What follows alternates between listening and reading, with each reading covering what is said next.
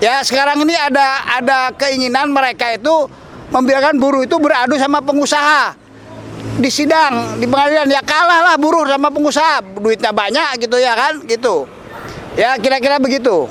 Ya yang bagus itu pemerintah langsung yang melindungi. Di Amerika, di luar negeri itu, ketika buruh bermasalah dengan pengusaha, itu pemerintahnya yang berhadapan dengan pengusaha, bukan buruhnya. Kalau kita enggak, gitu loh. Jadi intinya itu sidang kali ini, kalau menurut saya ya saksi saya itu nggak ada gunanya.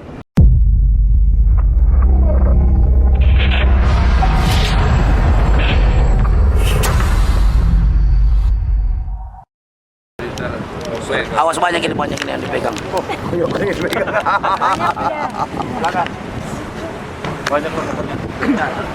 Oke. Assalamualaikum warahmatullahi wabarakatuh. Hidup buruh. Ya. Terima kasih. Jadi hari ini sidang MK menghadirkan saksi-saksi. Ya. Menurut kami saksi-saksi itu nggak ada gunanya. Ya. Nggak ada gunanya aslinya. Orang dia Perpu itu kan nggak perlu dibahas lagi. Perpu masuk DPR ditolak atau tidak kan, gitu aja kan.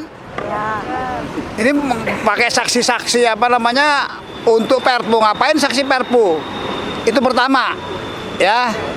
Yang kedua, ada saksi yang mengatakan bahwa pemerintah sudah melakukan serap aspirasi, ya serap aspirasi ini sudah memenuhi syarat untuk Undang-Undang Cipta Kerja, ya nomor 11 kemarin tahun 2020.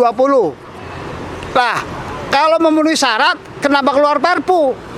Gitu pertanyaannya, ya kan? Gitu. Kalau memenuhi syarat, ngapain keluar Perpu? Ya Undang nomor 11 aja dihidupkan gitu loh. Kalau memang nggak perlu Perpu. Artinya mereka ini memang sudah, ya benar kata Mbak Daeng lah, bahwa mereka itu sudah ngawur, ya kan, ngawur, asal comot.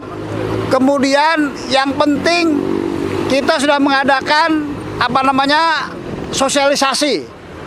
Itu aja intinya itu. Dan itu nggak ada gunanya itu, ya kan, kalau seperti itu. Makanya kemudian juga saksi-saksi itu lebih banyak, menurut kami bukan ketenaga kerjaan, dia untuk undang-undang yang lain gitu loh, kira-kira gitu ya, klaster yang lain gitu. Jadi nggak lah. Makanya kita berharap itu Undang-Undang Cipta Kerja terserah lah itu. Yang penting klaster kerjaannya dicabut. Karena faktanya saksi-saksi itu tidak ada yang mewakili ketenaga kerjaan. Nah, jelas itu.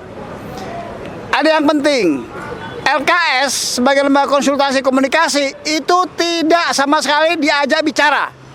Di situ serikat yang legitimasi ada di situ.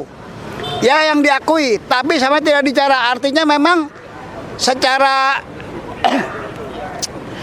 materi, ya, dan secara formal juga, intinya itu klaster tenaga kerjaan itu tidak cocok masuk di dalam undang-undang investasi.